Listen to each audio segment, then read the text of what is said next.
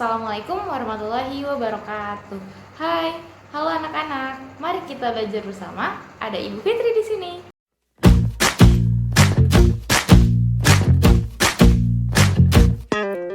Kali ini kita akan belajar tentang upaya mempertahankan kemerdekaan Indonesia. Kamu tahu nggak sih, setelah tanggal 17 Agustus 1945, walaupun Indonesia sudah memproklamasikan kemerdekaannya, ternyata Belanda belum sepenuhnya menerima kemerdekaan Indonesia. Hal tersebut dibuktikan dengan kembalinya Belanda bersama dengan sekutu ke wilayah Indonesia. Mereka mengatakan bahwa mereka ingin melepaskan tawanan perang yang dipenjara oleh Jepang. Padahal sebenarnya mereka ingin menjajah kembali loh. Nah, untuk itu perlu dilakukan upaya mempertahankan kemerdekaan. Upayanya berupa pertempuran fisik dan juga berupa perundingan atau diplomasi. Pertempuran 5 hari di Semarang. Peristiwa ini terjadi pada Oktober 1945 karena pasukan Jepang di Semarang menyerang Tentara Keamanan Rakyat atau yang biasa disingkat dengan TKR. Tujuannya untuk membebaskan orang-orang Jepang yang masih ditahan. Jepang juga disebut telah meracuni sumber air minum di Semarang, sehingga tokoh bernama Dr. Karyadi memeriksa sumber air tersebut. Namun ia gugur oleh tentara Jepang, sehingga menyurut amarah rakyat. Akhirnya pada tanggal 15 sampai 19 Oktober 1945 terjadi pertempuran di Simpang 5, Tugu Muda, Semarang, antara pasukan TKR melawan tentara Jepang yang dipimpin oleh Mayor Kido. Tempuran Medan Area. Pada Oktober 1945, anggota NICA yang datang dengan alasan membebaskan tentara Belanda yang ditawan oleh Jepang menginjak-injak bendera merah putih. Akibatnya meletuslah pertempuran antara tentara Indonesia dan tentara Belanda. Sekutu memasang papan bertuliskan Fixed Boundaries Medan Area yang artinya batas resmi daerah Medan pada 1 Desember 1945 secara sepihak. Akibatnya terjadilah pertempuran yang dikenal dengan Pertempuran Medan Area. Salah satu tokohnya adalah Ahmad Tahir yang membentuk Barisan Pemuda Indonesia. Selanjutnya, Bandung Lautan Api. Tentara Sekutu bersama NICA yang memasuki kota Bandung berhasil menguasai kota Bandung bagian utara. Pada 23 Maret 1946, Sekutu akhirnya mengeluarkan peringatan agar kota Bandung bagian selatan juga segera dikosongkan.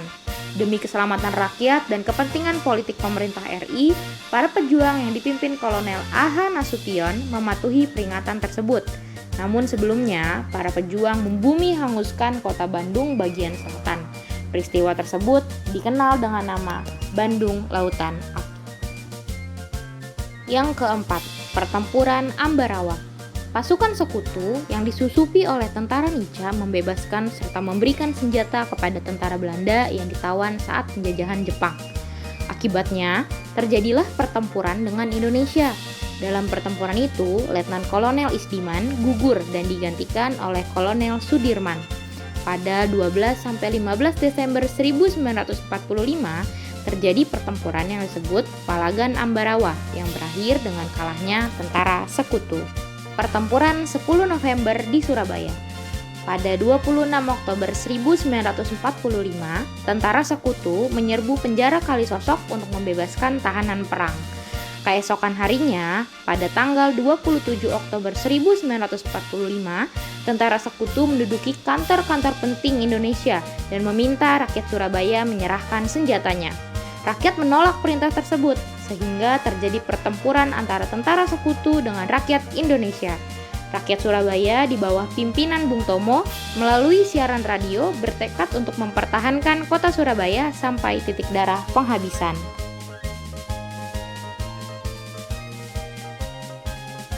Perjanjian Linggarjati.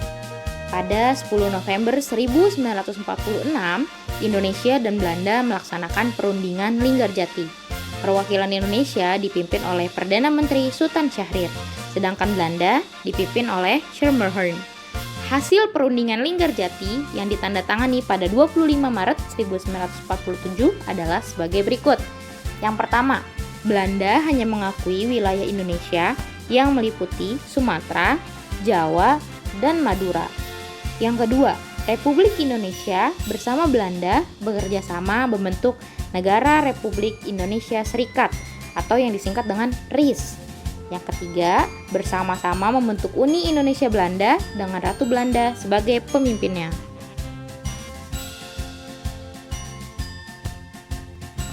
Perjanjian Renville. Belanda melancarkan agresi militer Belanda I yang mendapat protes dari masyarakat internasional. Indonesia dan Belanda kemudian melakukan perundingan Renville pada 8 Desember 1947 di atas kapal USS Renville milik Amerika Serikat. Wakil Indonesia dipimpin oleh Amir Syarifuddin, sedangkan wakil Belanda dipimpin oleh R. Abdul Qadir Widjoyo Atmojo. Isi perjanjian Renville adalah sebagai berikut. Yang pertama, Belanda hanya mengakui wilayah Indonesia yang meliputi Jawa Tengah, Yogyakarta, sebagian Jawa Barat, dan Sumatera. Yang kedua, Belanda tetap berdaulat atas seluruh wilayah Indonesia sampai dengan terbentuknya Republik Indonesia Serikat. Yang ketiga, Republik Indonesia merupakan bagian dari RIS. Dan yang keempat, tentara RI yang berada di wilayah kekuasaan Belanda harus ditarik ke daerah Republik Indonesia. Hasil perjanjian ini justru merugikan Indonesia karena wilayahnya menjadi semakin kecil. Perjanjian Roem-Royen. Perjanjian Roem-Royen ditandatangani di Jakarta pada 7 Mei 1949. Pihak Indonesia diwakili oleh Moh Roem, sedangkan Belanda diwakili oleh Van Royen. Isi perjanjian Roem-Royen yaitu sebagai berikut. Yang pertama, yaitu gencatan senjata atau penghentian tembak-menembak antara Indonesia dan Belanda. Yang kedua, pemerintahan di Republik Indonesia dikembalikan ke Yogyakarta. Yang ketiga, para pemimpin Republik Indonesia yang ditahan Belanda dibebaskan. Dan yang keempat, segera mengadakan konferensi meja bundar di Den Haag, Belanda. Konferensi meja bundar. Konferensi meja bundar dilaksanakan pada 23 Agustus sampai 2 November 1949 di Den Haag, Belanda, sebagai tindak lanjut dari perjanjian Roem-Royen. Delegasi Indonesia dipimpin oleh Muhammad Hatta, sedangkan delegasi Belanda dipimpin oleh Mr. van Marsewijn.